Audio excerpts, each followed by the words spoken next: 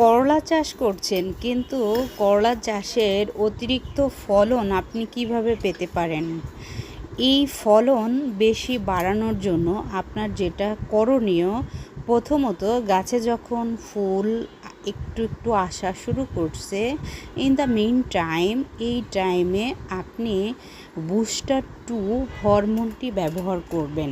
এটা ব্যবহারের নিয়ম হচ্ছে 15 দিন পর পর। এর পাশাপাশি আপনি বুস্টার 2 ব্যবহারের পরে মাইক্রোনিউট্রিয়েন্ট এনপিকে 05234 এটি ব্যবহার করবেন। লিটারে হচ্ছে 4 গ্রাম।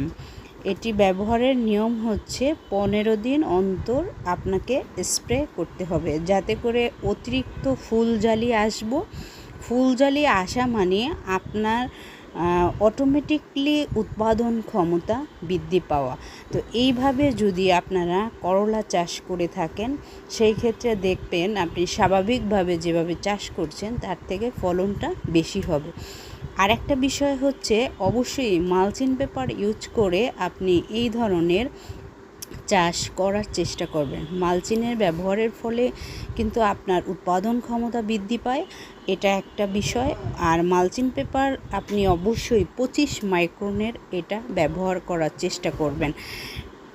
আর হচ্ছে আপনার সারগুলো এভাবে আপনি পরিকল্পিতভাবে স্টেপ বাই স্টেপ ফলো করে গাছে অ্যাপ্লাই করবেন, যাতে করে দেখবেন আপনার ফসলের উৎপাদন ক্ষমতা দিন দিন বৃদ্ধি পাচ্ছে।